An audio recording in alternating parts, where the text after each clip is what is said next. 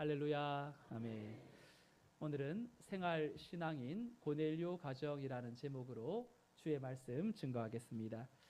우리는 지난 5월 한 달 동안 믿음의 명문 가정 세우기라는 그 주제 아래 세 가정을 살펴보았습니다.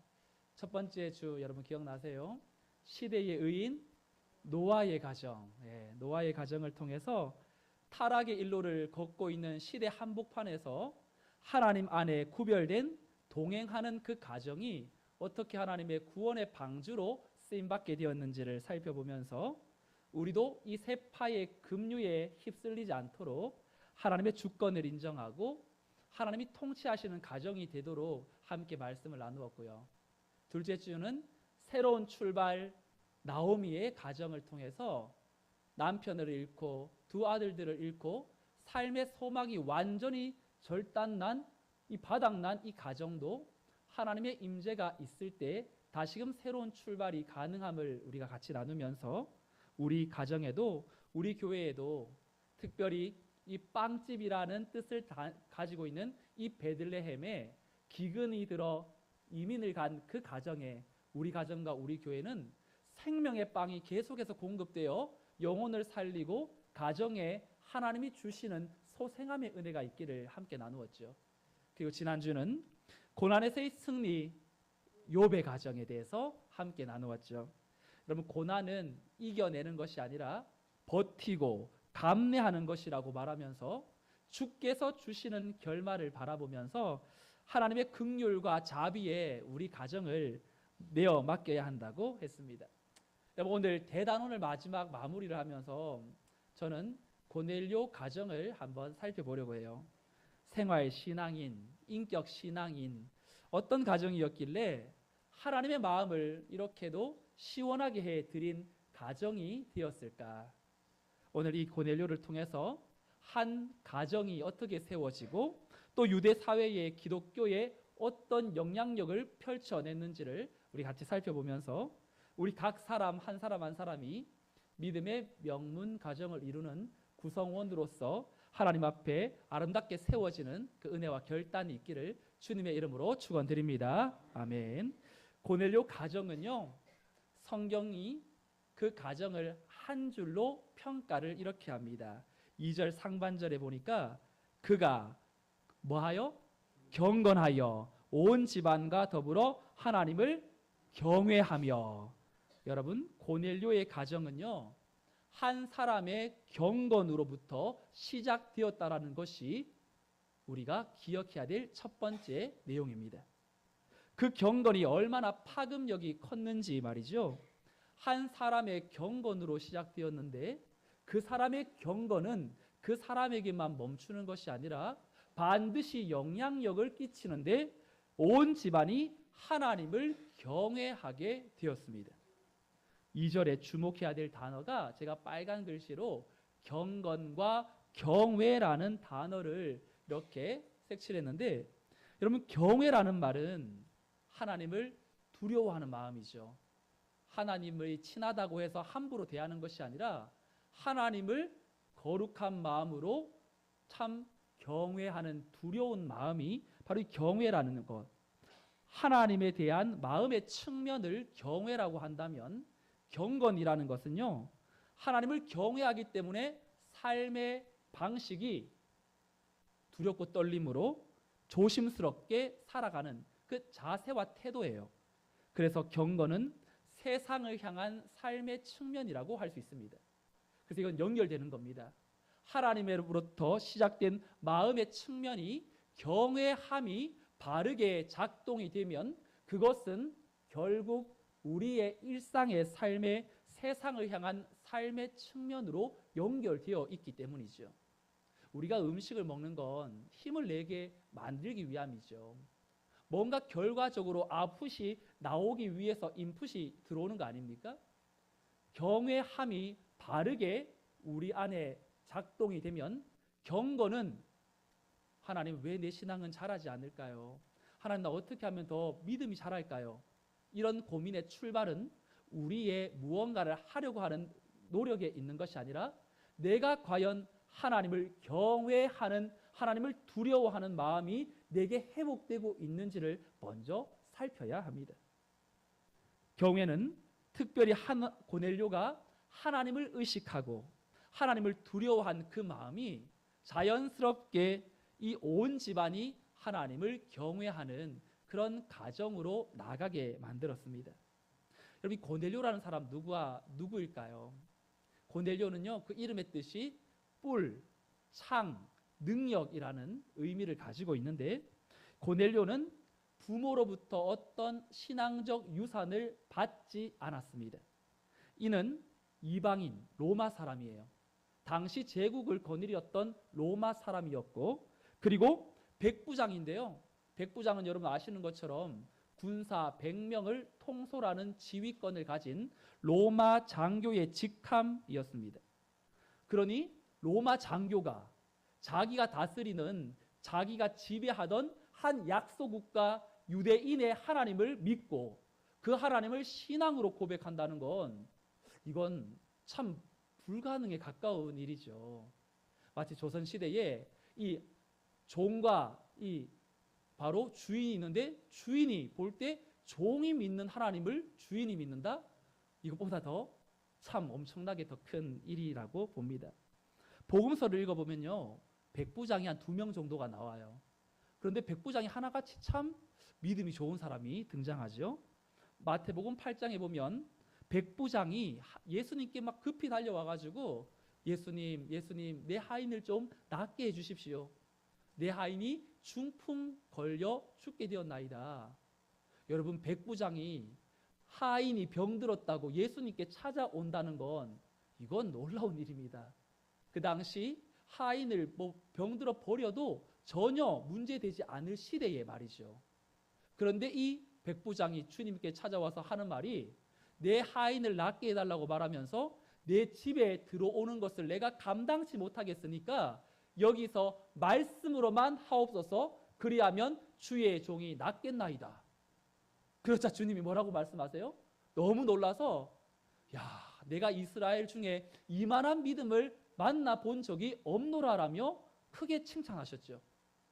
그리고 또 한 사람의 백부장, 예수님이 십자가에 달려 돌아가셨을 때, 그때 바위가 깨지고 지진이 나면서 성소와 이 성소 안에 있는 이 휘장이 성소와 지성소를 구분 짓고 있는, 대제사장만이 들어갈 수 있는 지성소 안에 바깥에 성소를 구분하는 커튼 휘장이 위에서부터 아래로 찢어졌을 때, 그 모든 주님의 십자가 사건을 맡았던 백부장이 이는 진실로 하나님의 아들이었도다라는 고백을 합니다.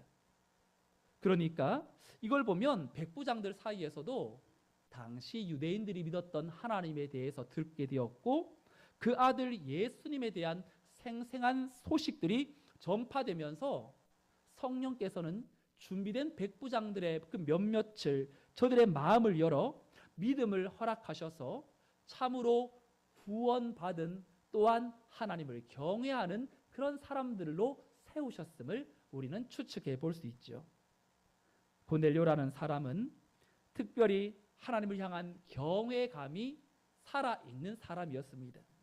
그래서 그 경외감이 너무나 경건으로 아름답게 승화되다 보니까 가족들이 그 아버지를, 남편을 보면서, 야, 저 사람이 믿는 하나님은 나도 믿어야 되겠다라는 마음이 들게 되었고, 그 가정은 끝내 하나님을 경외하는 가정이 되었죠.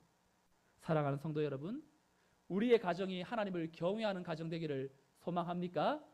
그렇다면 언제나 그 출발은 한 사람의 경건으로부터 시작됨을 기억하고, 우리 마음 깊은 곳에 하나님을 향한 경외감이 다시금 살아 역사되기를 주님의 이름으로 축원드립니다. 오늘 성경은 고넬료의 그 경건이 한 가정을 변화시킨 것을 넘어서 또한 하인들과 부하들에게까지도 영향을 미친 것을 보는데요. 7절에 우리 한번 읽어볼까요? 7절 말씀 시작. 마침 말하던 천사가 떠나매 고넬료가 집안 하인 둘과 부하 가운데 경건한 사람 하나를 불러. 고넬료 부하 가운데에 누가 있다고요? 경건한 사람이 있었을 때요. 여러분 경건한 이 신하 부하가 있는 건 이것 또한 바로 고넬료의 역량이 아니겠습니까? 고넬료가 하나님을 경외하니까 그 경건이 사람들, 내가 부릴 수 있는 부하라고 할지라도 인격적으로 대해야 된다. 바로 하나님의 생명이 그 안에도 있다라는 걸 생각하니까 이 고넬료를 바라보는 부하들이, 하인들이 그 경건에 또한 영향을 받은 거지요. 오늘 읽지는 않았지만 사도행전 10장 22절에 보면 이 고넬료가 기도하는 중에 천사가 그 고넬료에게 부하들을 무두장이 시몬의 집에 베드로를 불러오라고 말합니다. 그때 베드로는 어디에 있었냐면 이 가죽 제조업자 집에 있었거든요. 거기에서 베드로를 불러서 말씀을 듣도록 청하라고 이 고넬료가 기도하는 중에 천사가 나타나서 환상을 보여줘요. 근데 이 고넬료는 그 환상을 보고 나서 부하들을 이 베드로가 있는 집으로 보내는데요. 이 베드로를 만난 고넬료의 하인들이 어떻게 자기의 주인을 소개하냐면 10장 22절에 이렇게 소개하죠. 함께요. 시작. 그들이 대답하되 백부장 고넬료는 의인이요 하나님을 경외하는 사람이라 유대 온 족속이 칭찬하더니 그가 거룩한 천사의 지시를 받아 당신을 그 집으로 청하여 말을 들으라 하느니라 한대. 아멘. 부하들이 자신의 상관 고넬료를 칭찬하는데 우리 주인은요 의인이에요. 그리고 우리 주인은요 하나님을 경외하는 사람이고요. 우리 주인은요 유대 온 족속이 칭찬하는 사람입니다라고 주인을 이렇게 극찬합니다. 여러분 이것을 누가 시켜서 한 말일까요? 아니죠.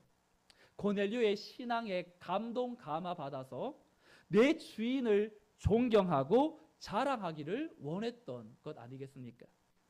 고넬료는 경건한 사람으로 그 파급력이 가족을 넘어 또 집안의 부하들을 지나 또 당시 사회의 온 족속에게까지 칭찬받는 그런 사람이었습니다.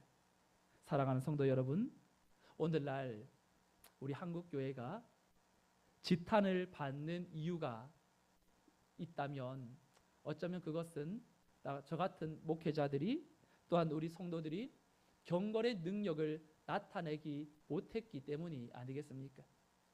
성도가 세상 속에서 경건한 만큼은 세상을 능가해야 함에도 불구하고 경건함에 관심이 없는 성도들이 많아지다 보니까 우리는 자연스럽게 신앙생활을 형식과 습관으로 하기가 굉장히 쉬운 시대에 살아가고 있습니다.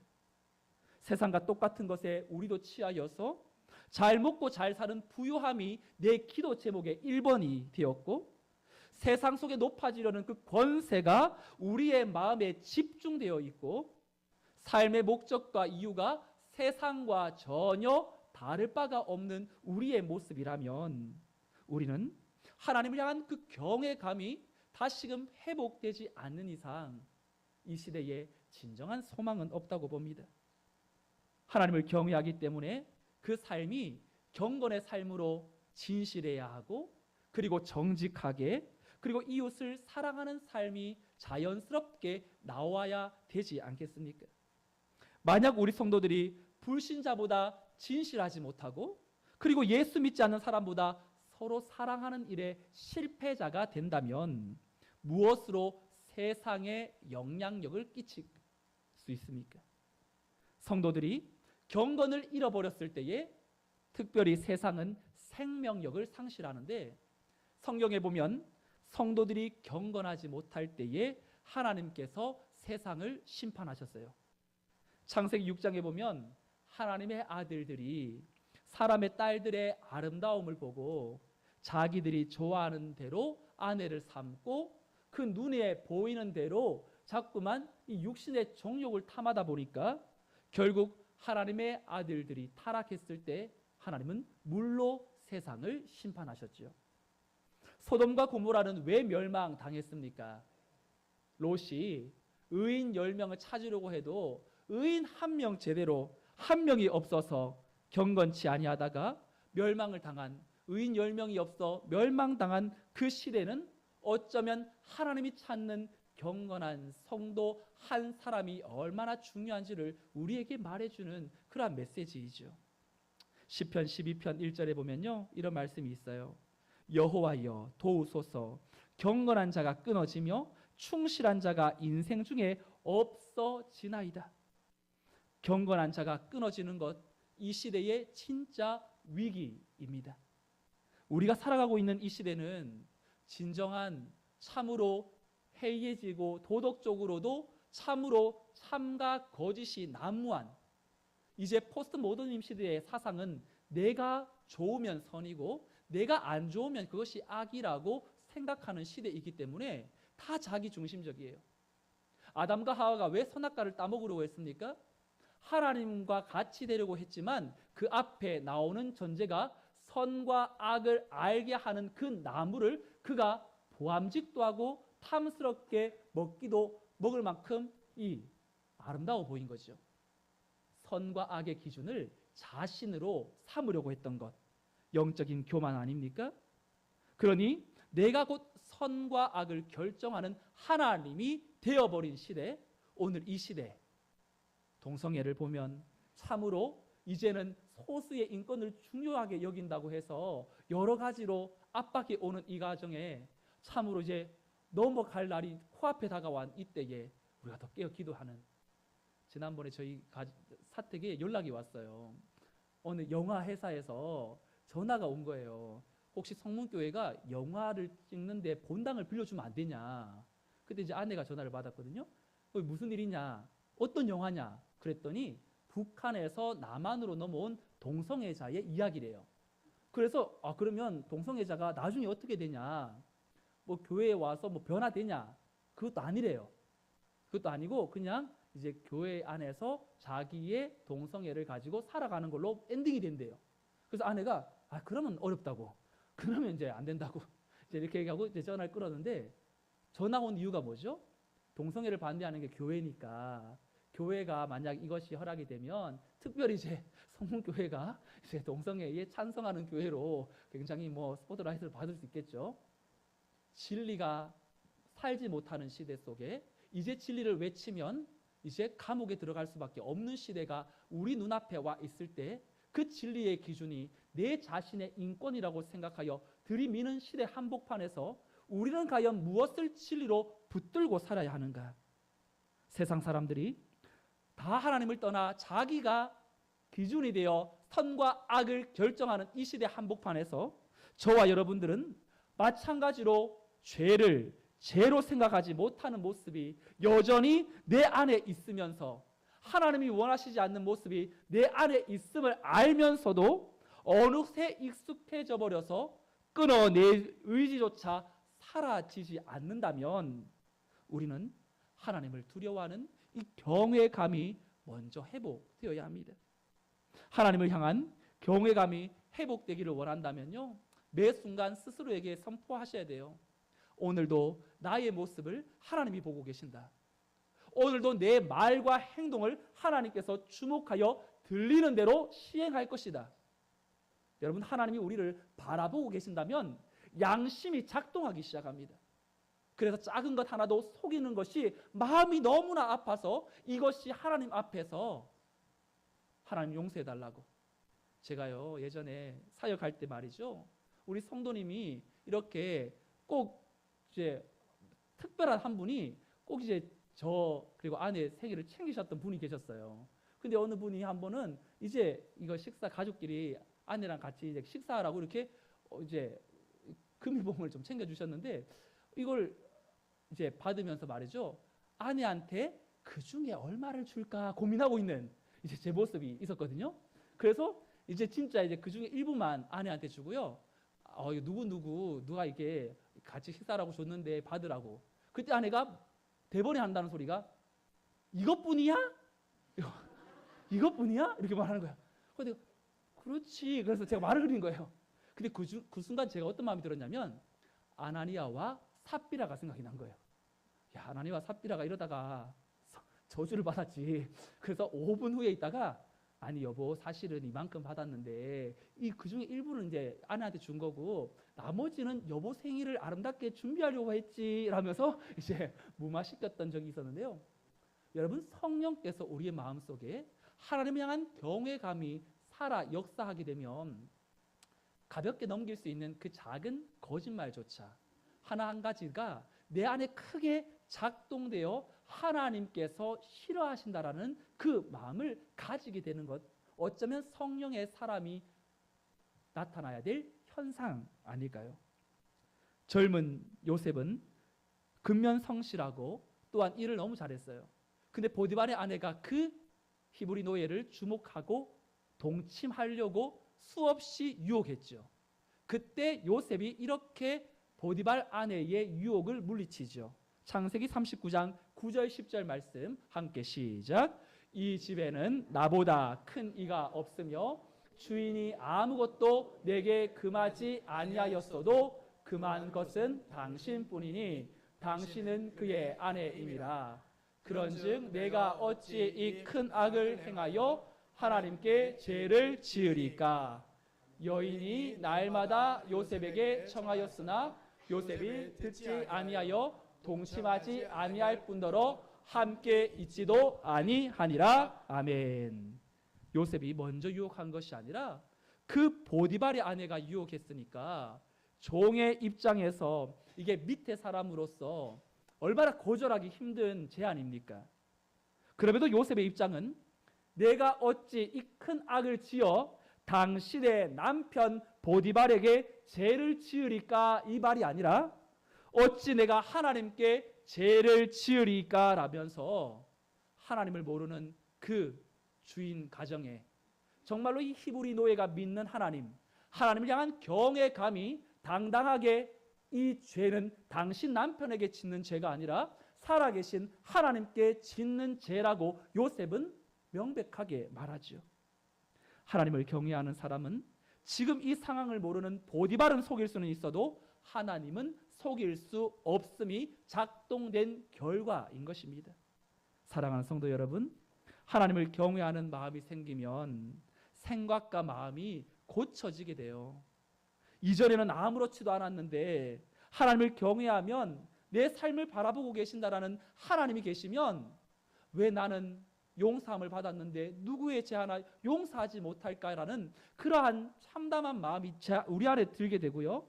그리고 우리 안에 하나님이라면, 이럴 때 예수님이라면 어떻게 하셨을까라고 생각하면서 내 행동을 주의 깊게 돌아보아 하나님의 기쁨을 충만케 하려고 노력하게 되지 않겠습니까? 성도가 생각과 마음을 고쳐 먹으면 결국 그 성도 한 사람 때문에 가정은 바뀌게 되고 내가 속한 교회와 세상은 달라지게 될 줄로 믿습니다. 이것이 하나님의 일하시는 방식이기 때문에 그렇습니다. 하나님은 하나님의 소원을 하나님을 경외하는 사람들의 마음에 넣어서 그 소원을 들어달라고 요청하시고 하나님을 경외하는 성도가 그 소원을 이루어갈 때 하나님의 나라는 확장되어져 가는 것이죠. 이런 점에서 고넬료는 예수님을 믿으면서 그의 생각과 마음이 고쳐졌고 그 결과 자신들뿐만 아니라 가족과 유대 사회에 큰 파장을 일으켰습니다. 바라기는 우리 가정에 다른 남편이, 다른 아내가, 내 자녀가 예수 믿었으면 좋겠다, 믿음의 명문 가정 되었으면 좋겠다, 이 기도 제목보다 하나님, 나 한 사람이 하나님을 경외하는 마음이 다시금 작동되게 해주셔서 내 마음과 생각을 새롭게 하고 하나님이 싫어하시는 죄에 대해서는 단호하게 거부할 수 있는 하나님을 경외하는 믿음의 성도 되게 해달라고 기도할 수 있기를 주님의 이름으로 축원합니다.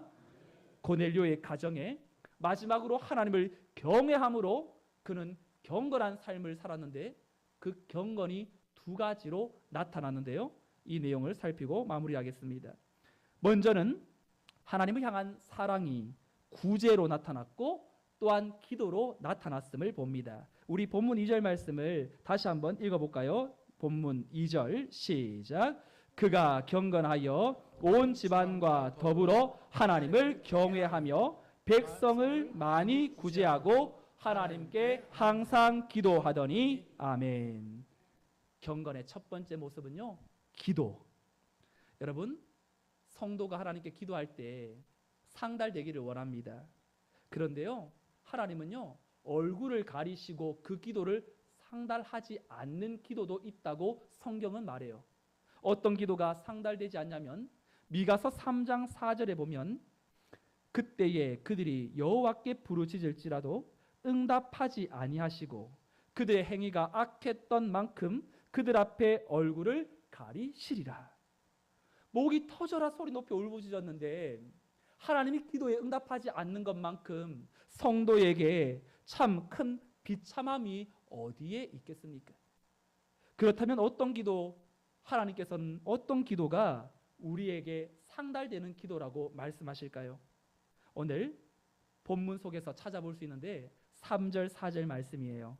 3절 4절 우리 함께 읽어보겠습니다. 시작. 하루는 제9시쯤 되어 환상 중에 밝히 봄에 하나님의 사자가 들어와 이르되 고넬료야 하니 고넬료가 주목하여 보고 두려워 이르되 주여 무슨 일이니까? 천사가 이르되 내 기도와 구제가 하나님 앞에 상달되어 기억하신 바가 되었으니 아멘. 9시 우리나라 오후 3시에 고넬료가 기도하는 중에 환상 중에 천사가 하나님의 말씀을 전하는데 너의 기도와 구제가 상달되어 기억하신 바가 되었다라고 말해요. 여러분, 기억하신 바가 되었다라는 말은 이 헬라어로 무네모시논이라는 말을 사용하는데요. 그 뜻이 기념물, 기념비라는 뜻이래요.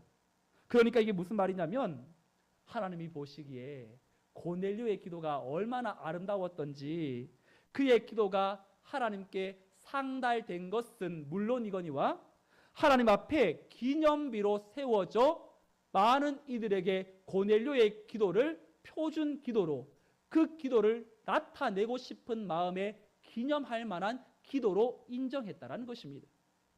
대체 고넬료의 기도가 어떤 기도였길래 하나님께 상달되어 기념비가 되었을까요? 본문 4절에 자세히 보면 천사를 통하여 고넬료에게 내 기도와 구제가 상달되어, 그러니까 고넬료의 기도는 특징이 있었어요.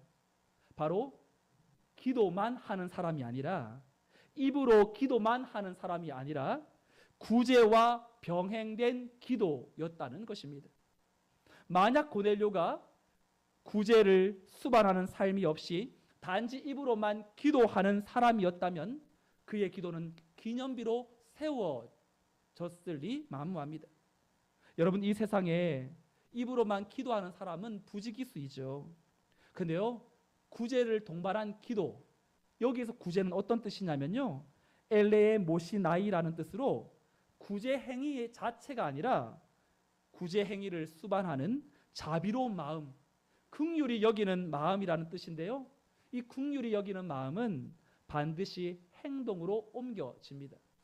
저는 말씀을 준비하면서 이런 기도를 해보았어요. 하나님, 우리 교회가 이렇게 움직여져 가기를 원합니다. 하나님, 우리 교회가 정말로 이 구제의 마음, 자비로운 마음, 긍휼히 여기는 마음으로 하나님께서 맡겨주신 한 직분을, 한 봉사의 영역을 정말로 내가 맡았으니까 어쩔 수 없이 하는 것이 아니라 하나님이 나를 사랑하여 불러내셨으니 내가 하나님을 사랑하는 마음으로, 긍휼히 여기는 마음으로 우리 교회를 위하여, 다른 이들을 위하여 그렇게 섬기는 성도들이 내 자신부터 세워질 수 있기를 소망한다고 기도했습니다. 여러분, 오늘은 성령 강림 주일이죠. 오늘 오순절날 성령을 경험한 이들은 누구였습니까?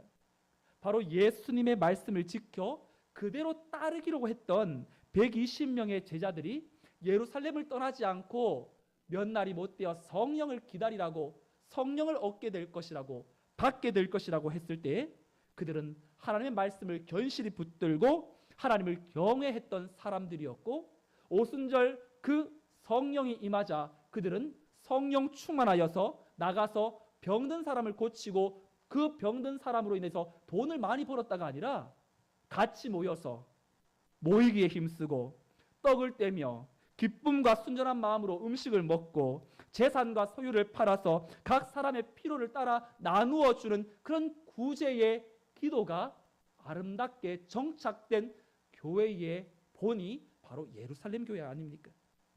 저는 어제 우리 단합대회를 통해서 정말 이 단합대회가 우리 작년에는 하나님이 허락하신 자연 광경을 보면서 그저 즐겼잖아요. 근데 이번에는 의미 있는 시간들을 만들고자 또 미니 올림픽, 게임들, 우리 청년들이 여러 이렇게 시뮬레이션을 통해서 또 이렇게 성도들의 기쁨 되기 위해서 준비했던 거, 우리는 즐기지만 그 즐겁고 기쁜 시간이 되기 위해서는 누군가의 이 구제의 마음, 자비로운 마음, 긍휼히 여기는 마음, 하나님께서 주시는 그 마음으로 순종한 사람들의 결과가 결국은 교회를 교회되게 만드는 것이 아니겠습니까?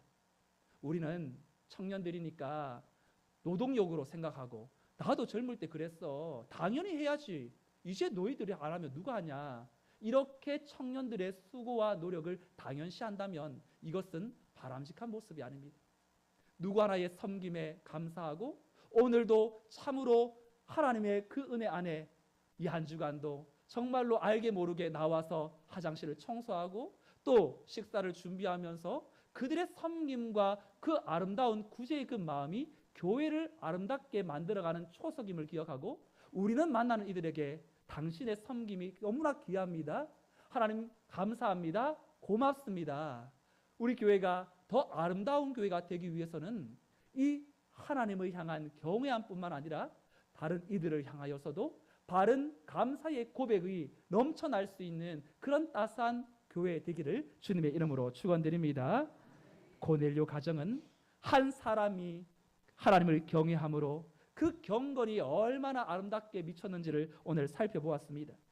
오늘 성문의 모든 영적 가족들은 내가 먼저 하나님을 경외함으로 죄의 노예가 되지 말고 다른 이들을 긍휼히 여김으로 구제와 또한 그 구제가 동반된 기도를 통해서 하나님 앞에 내 작은 하나이지만 하나님께서 내 작은 하나라도 구제의 기도를 통하여 하나님께 나아갈 때 나를 통하여서 하나님은 어떤 일을 이루실지 기대하는 마음으로 이 한 주간 여러분들의 가정 안에서 경건한 한 사람으로서 하나님 앞에 경외함으로 바른 경건의 삶, 정직과 누군가를 돌아보는 사랑의 삶에 실패하지 않는 믿음의 생활, 인격, 신앙인이 다 되기를 주 예수 그리스도의 이름으로 축원드립니다. 아멘.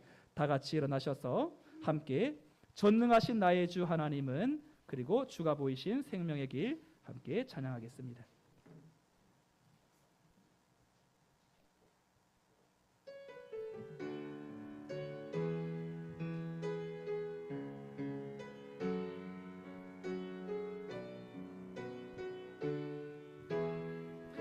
전능하신 나의 주, 전능하신 나의 주 하나님은 능치 못하실 일 전혀 없네. 우리의 모든 간구도 우리의 모든 생각도 우리의 모든 꿈과 모든 소망도 신실하신 나의 주 하나님은 우리의 모든 괴로움 바꿀 수 있네. 불가능한 일 행하시고 죽은 자를 일으키시니 그를 이길 자 아무도 없네. 주의 말씀을 지하여 깊은 곳에 금을 던져 오늘 그가 놀라운 일을 이루시는 것 보라. 주의 말씀을 지하여 믿음으로 금을 던져 믿는 저에게 능치 못함없네. 주의 말씀을 지하여 믿음으로 금을 던져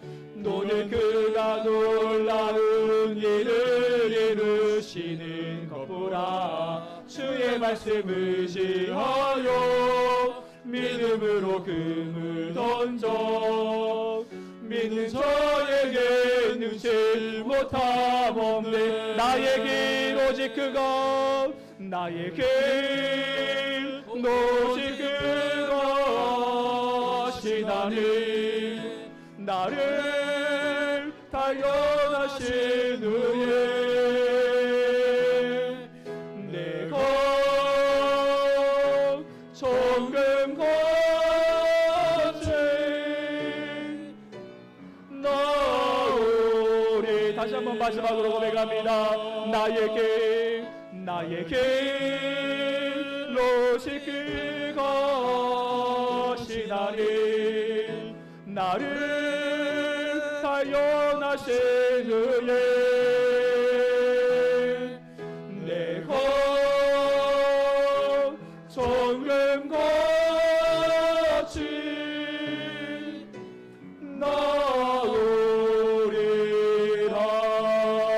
나오리라. 주의 말씀 의지하여 깊은 곳에 금을 던질 수 있는 사람, 나의 길 오직 그가 아시나니 나를 단련하신 후에 정금같이 나오리라 고백할 수 있는 사람, 하나님을 경외하는 자만이 할 수 있는 고백입니다. 하나님을 경외하는 믿음을 회복시켜 주옵소서. 하나님을 바로 경외할 때에 바른 경건의 삶이 가능함을 기억하고 오늘 이 예배에 참석한 내가 먼저 하나님을 경외함으로 하나님이 싫어하시는 죄를 끊고 말로만 기도하는 것이 아니라 구제의 삶을 실현하는 삶이 동반된 기도자로 살아가는 생활 신앙인, 인격 신앙인이 되게 해달라고 오늘 말씀 들은 것 생각하며 함께 통성으로 기도하겠습니다. 하나님 아버지 감사합니다. 생활 신앙인, 인격 신앙인, 하나님을 경외하는 신앙인이 되기를 원합니다. 하나님을 경외하는 마음이 내게 작동되기를 원합니다.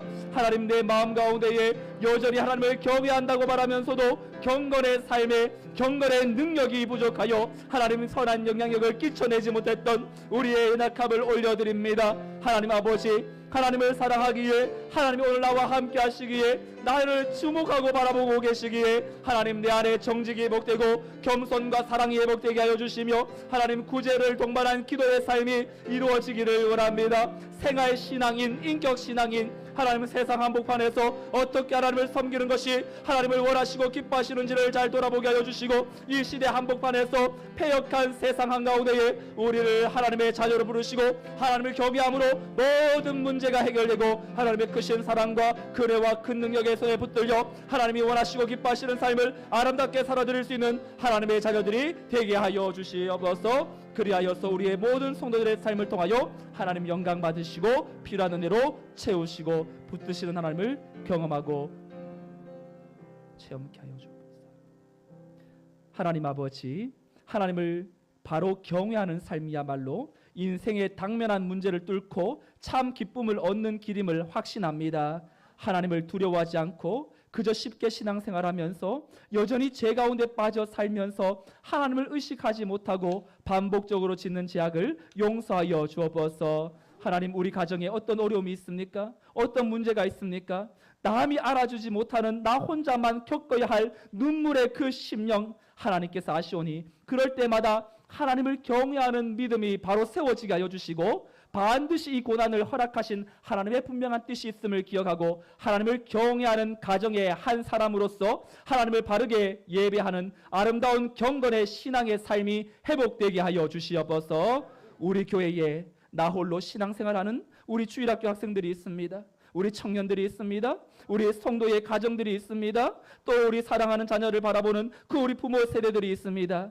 바로 이 시대에 고넬료로 부르셔서 한 사람의 경건한 삶을 통하여 어떤 결과를 가져올지를 오늘 말씀을 통하여 깨닫게 하셨으니 우리가 하나님을 소망 삼고 긍휼의 마음으로 구제하며 사랑으로 섬기는 경건한 생활 신앙인이 되게 하여 주시옵소서. 이 한 주간 우리가 가는 곳곳마다 하나님의 경건의 삶이 아름답게 녹아지고 또한 세워짐으로 말미암아 참으로 패역한 시대 속에 하나님의 마음을 시원하게 드리는 하나님의 사람으로 정직과 겸손과 긍휼과 사랑의 마음과 또한 다른 이들을 말로만 사랑하는 것이 아니라 불쌍히 여기는 마음으로, 자비의 마음으로 그렇게 교회를 섬기고 또 내 주변을 섬김으로 하나님의 마음을 시원하게 드리는 복된 주의 권속들 삼아 주옵소서. 이제는 우리 주 예수 그리스도의 은혜와 하나님의 크신 사랑과 성령님의 인도 보교통 충만 역사하심이 한 사람을 통하여 하나님의 선한 능력을 나타내시고 하나님의 나라를 확장시켜 나가는 그 하나님의 일하시는 방식은 오늘도 여전히 지속됨을 기억하고 나 한 사람 경건한 생활 신앙인으로 바르게 세워져 우리의 가정이 또 내가 만나는 이들에게 하나님의 사랑을 흘려보내기를 다짐하는 복된 주의 권속들의 삶과 가정과 자녀와 생업 위에 교회와 민족 열방 위에 이제로부터 영원토록 함께 있을지어다. 아멘.